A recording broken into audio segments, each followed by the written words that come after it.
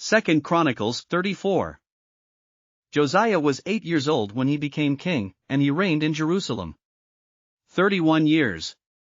He did what was right in the eyes of the Lord and followed the ways of his father David, not turning aside to the right or to the left. In the 8th year of his reign, while he was still young, he began to seek the God of his father David. In his 12th year he began to purge Judah and Jerusalem of high places, Asherah poles and idols. Under his direction the altars of the Baals were torn down, he cut to pieces the incense altars that were above them, and smashed the Asherah poles and the idols. These he broke to pieces and scattered over the graves of those who had sacrificed to them. He burned the bones of the priests on their altars, and so he purged Judah and Jerusalem. In the towns of Manasseh, Ephraim and Simeon, as far as Naphtali, and in the ruins around them, he tore down the altars and the Asherah poles, and crushed the idols to powder and cut to pieces all the incense altars throughout Israel.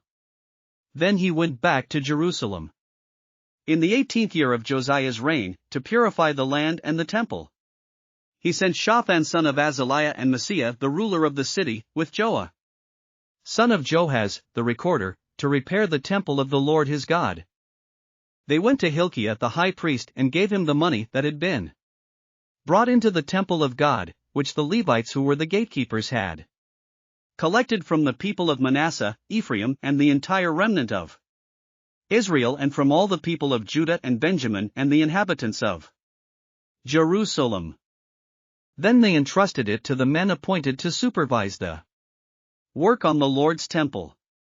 These men paid the workers who repaired and restored the temple. They also gave money to the carpenters and builders to purchase dressed stone and timber for joists and beams for the buildings that the kings of Judah had allowed to fall into ruin. The workers labored faithfully. Over them to direct them were Jahath and Obadiah, Levites descended from Merari, and Zechariah and Meshullam descended from Kohath. The Levites, all who were skilled in playing musical instruments, had charge of the laborers and supervised all the workers from job to job. Some of the Levites were secretaries, scribes and gatekeepers. While they were bringing out the money that had been taken into the temple of the Lord, Hilkiah the priest found the book of the law of the Lord that had been given through Moses.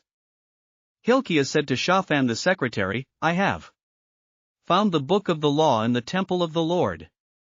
He gave it to Shaphan. Then Shaphan took the book to the king and reported to him, "Your officials are doing everything that has been committed to them. They have paid out the money that was in the temple of the Lord and have entrusted it to the supervisors and workers." Then Shaphan the secretary informed the king, "Hilkiah the priest has given me a book." And Shaphan read from it in the presence of the king. When the king heard the words of the law, he tore his robes. He gave these orders to Hilkiah, Ahikam son of Shaphan, Abdon son of Micah, Shaphan the secretary and Asaiah the king's attendant. "Go and inquire of the Lord for me and for the remnant in Israel and Judah about what is written in this book that has been found. Great is the Lord's anger that is poured out on us, because those who have gone before us have not kept the word of the Lord, they have not acted in accordance with all that is written in this book." Hilkiah and those the king had sent with him went to speak to the prophet Huldah, who was the wife of Shallum son of Tokath, the son of Hazra, keeper of the wardrobe. She lived in Jerusalem, in the new quarter. She said to them, "This is what the Lord, the God of Israel, says, tell the man who sent you to me. This is what the Lord says, I am going to bring disaster on this place and its people, all the curses written in the book that has been read in the presence of the king of Judah. Because they have forsaken me and burned incense to other gods and aroused my anger by all that their hands have made, my anger will be poured out on this place and will not be quenched. Tell the king of Judah, who sent you to inquire of the Lord, This is what the Lord, the God of Israel, says concerning the words you heard. Because your heart was responsive and you humbled yourself before God when you heard what he spoke against this place and its people, and because you humbled yourself before me and tore your robes and wept in my presence, I have heard you, declares the Lord. Now I will gather you to your ancestors, and you will be buried in peace. Your eyes will not see all the disaster I am going to bring on this place and on those who live here. So they took her answer back to the king. Then the king called together all the elders of Judah and Jerusalem. He went up to the temple of the Lord with the people of Judah, the inhabitants of Jerusalem, the priests and the Levites, all the people from the least to the greatest. He read in their hearing all the words of the book of the covenant, which had been found in the temple of the Lord.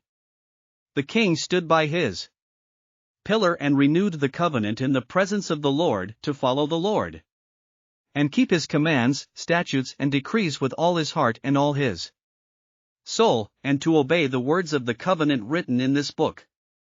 Then he had everyone in Jerusalem and Benjamin pledge themselves to it. The people of Jerusalem did this in accordance with the covenant of God, the God of their ancestors. Josiah removed all the detestable idols from all the territory belonging to the Israelites, and he had all who were present in Israel serve the Lord their God. As long as he lived, they did not fail to follow the Lord, the God of their ancestors. Thanks for listening to another chapter of the Bible.